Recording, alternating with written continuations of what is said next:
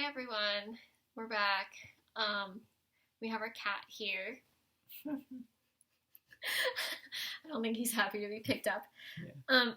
I thought we could talk about like the hardest parts and the like hidden benefits of pandemic life. Um, and of course, like don't share anything that you don't want to share on YouTube. Yeah. What do you think like are the hardest parts, or what's the hardest part of the pandemic so far? I don't know. What do you think? I'll have to think about it.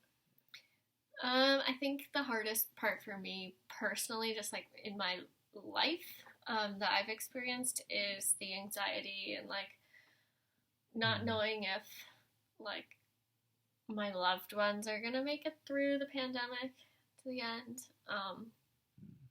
And just the anxiety of like other people's behavior, and how like how it affects me, and like being able to like just like let go of like other people not behaving, not taking it seriously and things like that. Like it's just hard to let that go. Like I've always had the mentality that like you should behave like the way that you want everyone else to as well. And But that doesn't mean you can make the other people behave that way. yeah, I know. So there's like a fine line between being puritanical and being a good person, I think. And that's been really hard. And then also just like the death is all around us. Like lots of people dying, young, old, innocent, not innocent, etc. It's just like you never know when the Grim Reaper will come and take your life. So yeah, it's hard to deal with. It kind of feels like dystopia sometimes, like lack of trust between people, plus death, plus like a life changed really quickly. All of that adds up to this kind of eerie feeling. God, that's grim. Yeah. That's pretty dark. Do you want to talk about positive things, or do you want to? Sure, I'll talk about a positive thing to balance it out, I guess. Okay.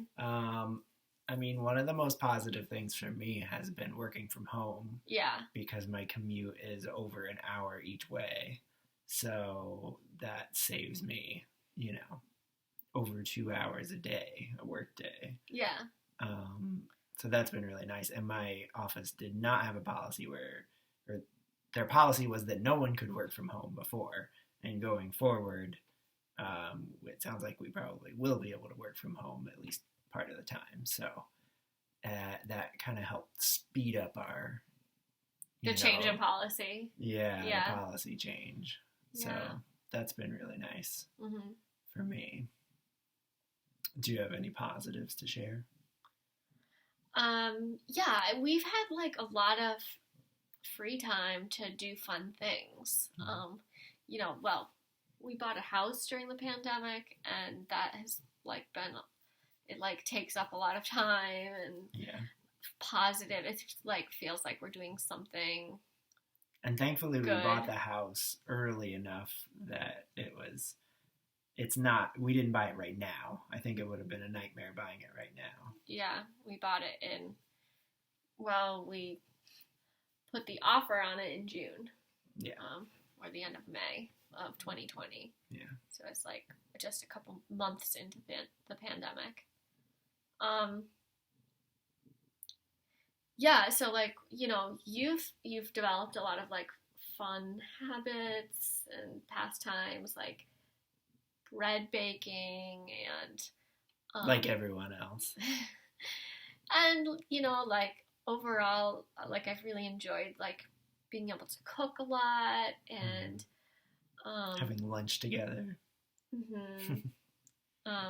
Gardening, we've spent a lot of like time and energy on our garden this spring. And yeah, I feel like it's been a lot of like quality time with you, and it definitely has made me Mm. feel like closer to you, and um, I've enjoyed. We've had made a lot of good memories together Yeah. through the our personal experiences during the Hmm. pandemic. Yeah. I guess that kind of goes along with the bad thing about it, though, is like we've made a lot of memories, but it's mainly just been like in our house. Like we haven't really gotten to, go on any trips or like see any friends or family that live anywhere else, or Yeah, we didn't go camping at all last year. yeah. Should we like talk about our posture and like where do you think we are in the percentile of how like risk averse versus risk tolerant? Where like 0 is completely risk tolerant and 100% is completely risk averse. Where do you think we are? I would say we're much closer to the risk adverse, much closer to the 100%. Yeah, but Um, like where would you put it? oh God, 90%. Yeah, I think that's where you are, and I'm somewhere around like 75 or something. Really? I kind of thought maybe you were higher than I was. I think when you have two risk averse people, we both tend to be more like separately, we might be more risk tolerant separately. And then when you Mm. put us together, we both assume that the other person is more risk averse. And so we It's like like a race spur to the each other. bottom. Yeah, we spur each other on. Mm, Um, maybe. but I don't know. I was always like, well, I'm not going to get COVID outside, so why are we wearing masks? And you Mm. were like, well, why not? And I was like, okay, well, why not? There's no reason why not. It's not going to harm me to wear a mask outside, so who cares? So I'll just wear it. But oops. I didn't remember that I was the one saying we should wear masks outside. I think like I thought I was. I mean that. I thought we were just following, CDC guidelines and state mask orders and things like that. okay. Well, I was thinking about it more in the lawfully good yeah. category, Yeah. following the recommendations and guidelines set out by government Yeah. entities. You're definitely a more obedient person than I am. Mm. But the thing that has like I'm a sheep. the thing that like bothers me is when people who are like politicizing personal behavior like um will like be mad at you for like following the guidelines. Mm. Like it's just Yeah. I don't know. It's like who cares? Just go along with it as long as it doesn't hurt you. Like it's really not a problem to wear a mask anywhere. Yeah. Yeah. I don't know. I wouldn't pay any attention to anyone who gets mad at someone for following the guidelines because they're probably a person who would say, like, I have the freedom to not follow it. So if you have the freedom to not follow it, you also have the freedom to follow it. So why be mad either way if that's what they're gonna say? I think there's like they're like part like culture wars. It's like there's always this like competition to be like I don't know what I'm trying to say. I don't know.